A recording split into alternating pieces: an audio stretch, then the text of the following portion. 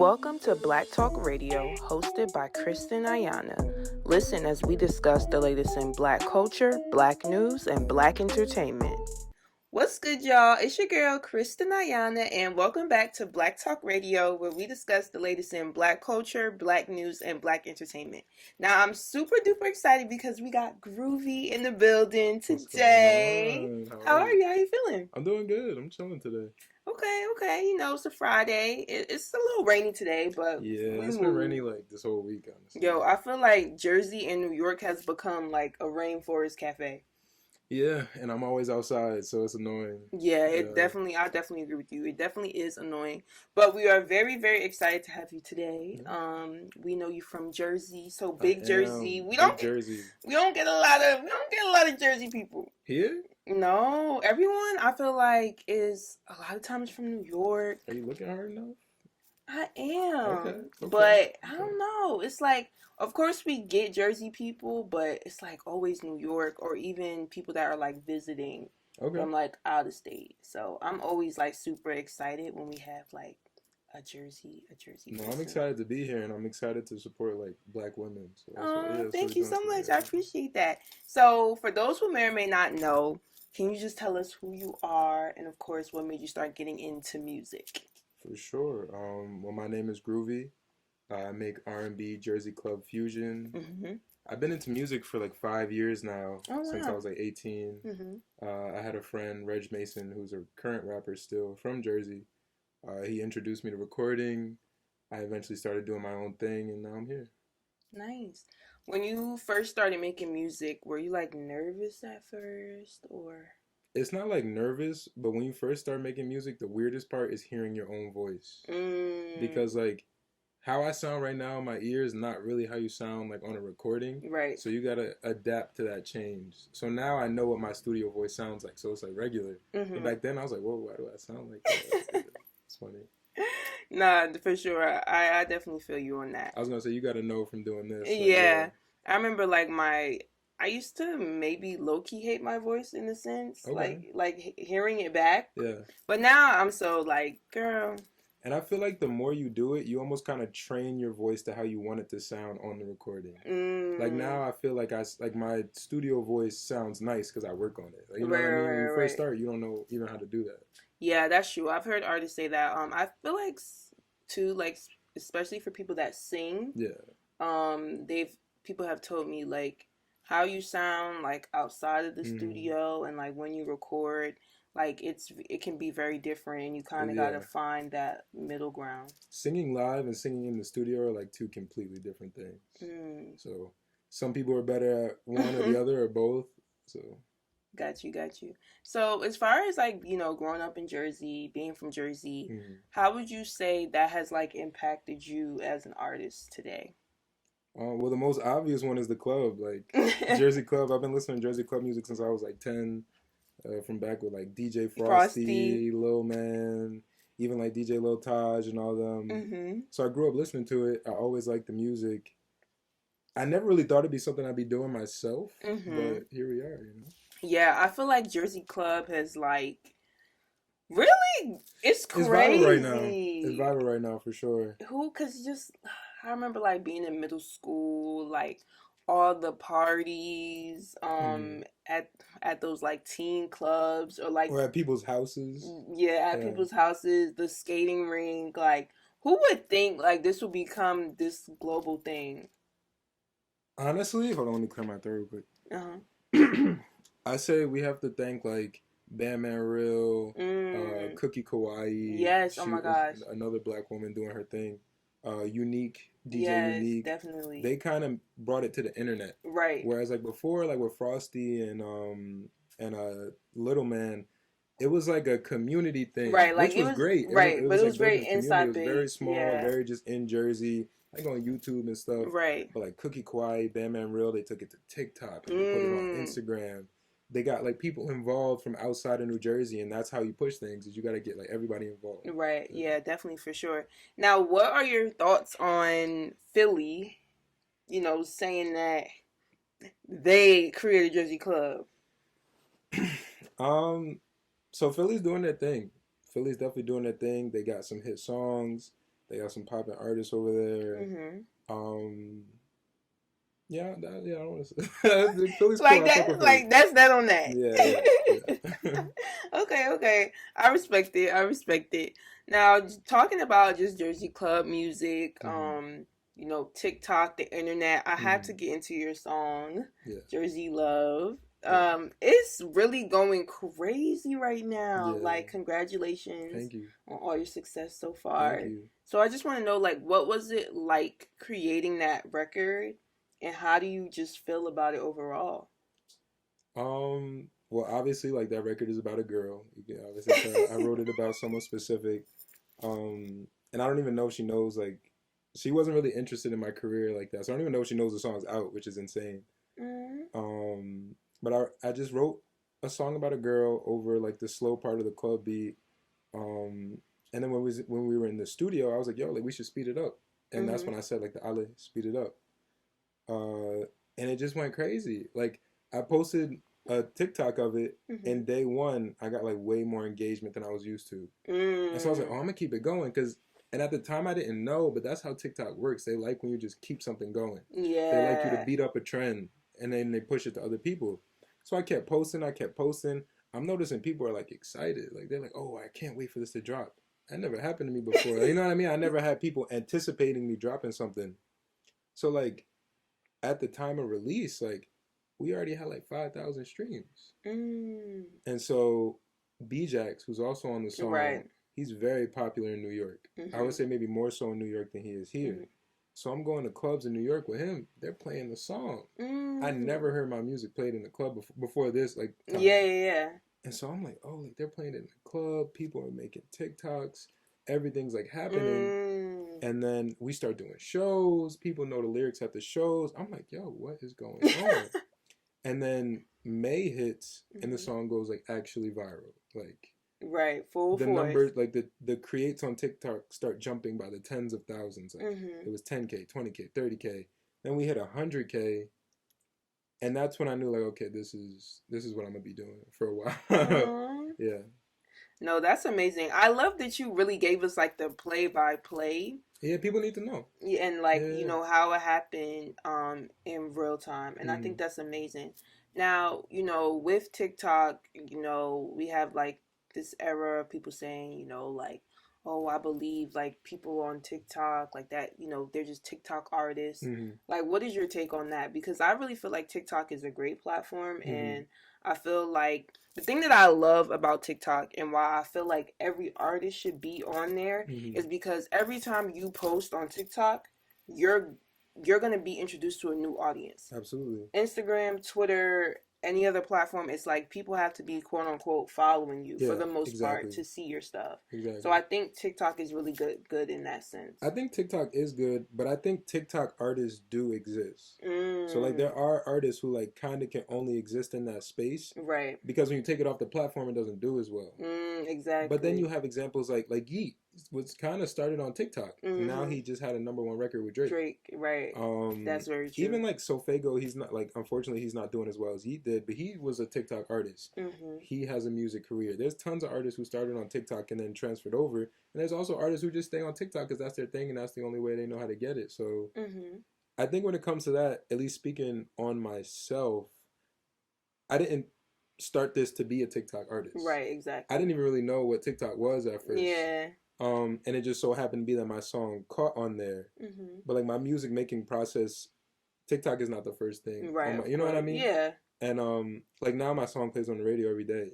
So I feel like I've kind of, like, taken it. How does that feel? Oh, it's crazy. Yeah, what do you remember where you were the first time you heard it on the radio? I remember the exact story. I actually was at a show. Like, I used to play in a band. So I was at a show in my band. And then B-Jax calls me. He's like, yo, send me the radio version right now. And I was like, what? I'm like, bro, I'm not even, like, I'm outside at a festival. What are you talking about? He's like, yo, we need it right this second. So I called my engineer, and he was on the way to the show in an Uber. Oh, my goodness. He made the radio edit on his laptop on the way to the show, and he sent it to B-Jax. And that was the first time we got on the radio. Wow. Yeah, so shout out, I want to shout out to Gabe P from On the Radar. He was the first person to play me on 105.1.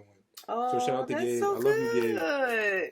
I love that. I love that platform. Gabe is super dope. So yeah, I just my On the Radar just came out with him, and he's just a great dude. Like I chop now, like I know him a little bit, so I chop it up, and he's a cool dude. Yeah, that's dope for sure. And I seen your performance on there. It was amazing. Oh, thank you so much. Yeah, I had a good time. I'm really glad that you got to have that experience. Even yesterday when I was on my way home, like from because I have a job in television, so I was on my way home from work. And I heard your song on the radio. Oh, yeah? Yeah. I was like, oh, Mom, I'm interviewing this person tomorrow. Wow. Your mom heard it too? Yeah. That's fire. She was fucking with it. She was fucking with it. Yeah. Nah, it's insane. Like, even to say, like, oh, yeah, like, my song plays on the radio. That's like, what the fuck? Yeah. I know you mentioned that you started your music career, like, 5 years ago. Thinking about like where you started and like where you are now, like did you ever think like you would get here, or like what advice would you maybe would give like your younger self? So I'm the type of person where I don't really believe in like mistakes or accidents. Like I think everything happens for a reason and the timeline is supposed to. Right. But with that being said, I think all any artist needs to know is that you need to like never stop, just keep going. And then learn how to market yourself, because I think that was one of my biggest problems early on. I didn't know how to push my music or push myself. And you also have to realize, like, on different platforms you have to push yourself in different ways. So marketing is kind of the most complicated part of the game, right? Because making music should be the easy part for your artist. Like, to me, I can make a song at any time, but learning how to get that song to people, how to make them like on social media, it's hard to get people to digest stuff really. So you have to like learn how that works. Got you. Do you think as you become more like confident in your sound, it becomes like easier to market yourself? I honestly don't think marketing has to do with the quality of artist that you are. Because like there's amazing artists who don't really get a lot of listens because they don't know how to push it. And like the same type of marketing doesn't work for everybody. Like I can't market myself like Ice Spice. And Ice Spice can't market herself like Jay-Z. You know what I mean? Yeah. So marketing is real complex and it's specific to the individual. There's like overlaps between everybody because we all make music, but it's kind of like it's not a one. It's not size. a one. Yeah, it's not a one. That's exactly what I was gonna say. Yeah, I think marketing is really important, and I think for a lot of new artists, it can be hard because you really have to be strategic. And marketing is not just like, hey guys, I'm dropping today. Nah, literally. And that's what I used to do. Like I would throw up my video. I'd be like, yo, I just dropped this. And like the first day it goes crazy because you put out something fresh. But then what do you do 2 weeks from then? 3 weeks, a month and a half? Like I honestly feel like the thing that I'm most proud of about myself with this song is that I never stopped pushing it. And I kept coming up with different ways to push it. That's so important. Even when people were hating, like, because the people who've been seeing it from day one, they're like, damn, he's still pushing the same old song. I was like, well, look where I'm at. And you know what I mean? Like, we started with, I was so happy when we had 100,000 plays on it, right? Now it's at like 22 million. Like, you know what I mean? And if I would have stopped at 100,000, I would have never seen what I see today, or even knew it was possible to get to this point. So just never stop pushing your stuff. Keep pushing it and build community. I also tell that to younger artists. Like, make friends who also do the same thing. That's dope for sure. And I love that you mentioned that you kept pushing it, because something that's really important with like marketing and like content in general on social media to me is that just because it's old to you, it is not old. It is new to a lot of people. The world is very, very big. There's 8 billion people in the world. Like, so I'm a real big believer in like keep pushing and don't stop, because even like I could get 1 view on the episode today. Tomorrow I'm gonna post the next one, and the next one. And I also think too, we kind of do get caught up as like creatives with like how many views we get sometimes and things of that nature. But it's like, don't stop, because the minute you stop, you'll never know. Like that one song, that one video could be your next big thing. No, literally, I had a TikTok flop today, but it just is what it is. Like, you just keep pushing, you keep trying new things. And like you said, there's so many people in the world. Even if you get 100 million views, that's still just a fraction of how many people have a phone. You know what I mean? Right. Like, there's so many people. Yeah. So I'm really glad you shared that for sure. Now I want to get into just your creative process. Mm-hmm. You know, I always like to ask my artists, what is it like being in the studio with you? Some people have told me they recorded in the dark. That's interesting. This other girl told me she needs a blanket. Some people Oh, I like can to feel that. Sounds drink. fire, actually. I don't know. Everyone has A their own blanket in the stuff. studio sounds so fire. I would love. I'm gonna start doing that. Honestly. What is your process like? um, I mean, my engineer and my producer are both like my best friends, so it's usually like chill vibes. We usually just have my engineer's house. Um, I like making the beat with my producer or like hearing it while he's there, so I can give notes or if like anything needs to be changed. But really, I like to just like put on the headphones and vibe, and then once I get a melody, that's when I'll start writing. Once I have like a flow kind of down, Right. so I'll start writing to it. Cause I feel like the type of music I'm making now, like this vibey R&B, like the lyrics are super important, but the vibe is just as important. So I focus on that. We might drink a little bit, like some beer or whatever. You're so chill. Like your whole vibe is like I'm a Cancer. Yeah. They say y'all be crying. A little bit. I'll be crying sometimes. It's okay. Yeah. I'm a Sag. Oh my god, bro! My entire family is Sagittarius. My mother, stepfather, and sister. Oh my gosh, when are their birthdays? My mom is November 24th. My stepfather is December 4th, and my sister is December 17th. Wow, I'm December 10th. Okay, your birthday's coming up. Sag season is a scary season. I mean, we get a lot of hate. We're fire signs. They say we're a lot, but you know, it is what it is. Yeah, you guys get spicy. That's the fire, though. Yeah, but Cancers are cool. I like Cancers. Nah, y'all I nice. like being a Cancer. Y'all nice. Yeah. I could say that. Now, I want to get into, you know, you being an artist, like we talked about, different layers to it. I always like to ask artists, do you have a team? If so, how was it formed? And, you know, just how important has that been for you? So I definitely do have a team. My team has taken on a bunch of different forms over like the past 3 years.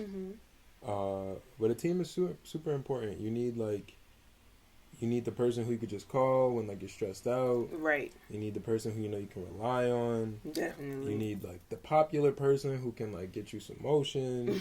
You need the older person who can give you guidance. You need an organizational person.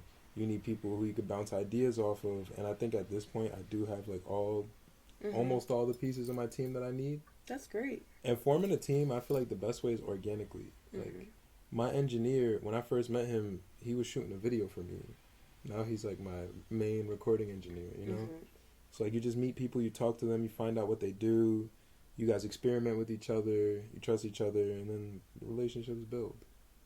I love that. And I love when things are organic because I feel like once you build an organic team, you know that they're really down for you and they really have your back and they really do want to see you win. So I think that's super duper important.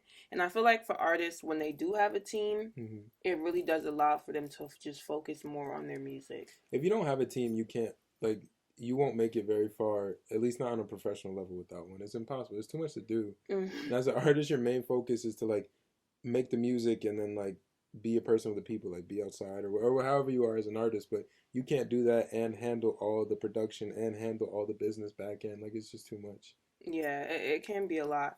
Now, speaking of teams, I know we are in the era of, you know, independent labels signed. So I have to ask, you know, for yourself, what is your, you know, thoughts on, you know, just being independent, labels, things of that nature? So full disclosure, I am signed. I signed at the end of July, early August to Warner Entertainment, a joint venture with Defiant, which is kind of where a lot of the Jersey Club dudes are. Like MC Vert is on my label, Bam Real, Too Rare, I think. Nice. Yeah, so I'm signed there, and I love Defiant. Shout out to Defiant. Shout out to Steve-O if you're watching this. So it's always been my opinion that I always wanted to be signed. I think with it is to each their own. Right. Brent Faiyaz is a huge artist. He's independent from what I know. Yeah. Chance the Rapper always totes that he's independent. But I feel like with being signed, like I'm very business minded, Mm-hmm. and so to me, the best business decision was to join with a company that had resources that they could provide me to continue my business. Right, you know what I of mean? course. And just read your contract. Like to me, like I had a bunch of record deals on the table, and I didn't sign until I got the one that made sense for me. Right. I feel like a lot of people, they hear a dollar amount and they sign the paper. Mm-hmm. And whether that be ignorance or like whether that be pressure, because the labels are pushy and will pressure you. Yeah, I've heard the craziest stories. Like literally, they all come at you at once, and they'll be like, "Oh, they said this. Well, I'm saying this." And they'll talk shit about each other, Yep. and they gossip. They like before I had real management and when I was handling everything myself, I was getting phone calls at like 12 in the morning, like, "Yo, I need you to sign this right now." Like, it gets crazy. We're dealing with record labels. And so I would say it to each their own, but if you are gonna sign, read your contract, go with a place that feels comfortable, make sure you meet everybody. Just be smart. If you're gonna be independent, just know that you got like a tougher road ahead of you than people who are signed. Right, for sure. I love that though. It's really important to be smart, and I definitely can agree, and I definitely think it's important to meet everyone that's going to be working on your team, because those people in that building is really the ones that's going to make or break your experience. Yeah, and in a sense, like they work for you, so like a lot of artists, I feel like, don't know how to uphold like a certain level of professionalism. When you go to the label office, like, yeah, like you could have fun and like you could be cool with them, but like it's a business relationship. Like, right. There's a certain level of professionalism, a certain level of trust, a certain level of follow through. Like if you say you're gonna do something, you gotta do it. If they say they're gonna do something, they should do it. You know what I mean? So I think dealing with a label, there's a certain level of like business etiquette that you should have. For sure, I definitely agree, and I think that makes everything, of course, seamless for both parties. It's never seamless. There's always hiccups. Because that's just entertainment. That's just how entertainment is. There's always some shit that's gonna happen, but shit ain't never gonna be. You can make it easier on yourself if you know how to conduct yourself around those types of people. Exactly, for sure. Now, we talked a little bit about, you having like artist friends and building community and things of that nature. I always like to ask my artists when they come here, if you could collab with any artist, who would it be and why?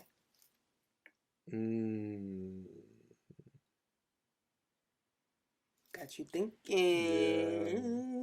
Because any could mean that they're huge too.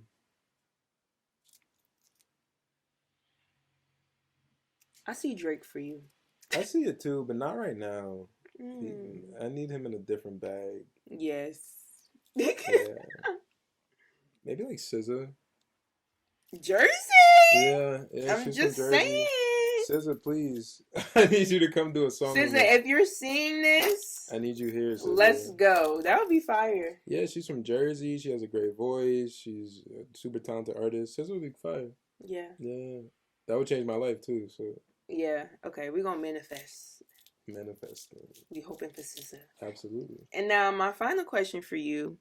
If you could leave your supporters with like one thing to remember about you, what would it be? What would it be and why?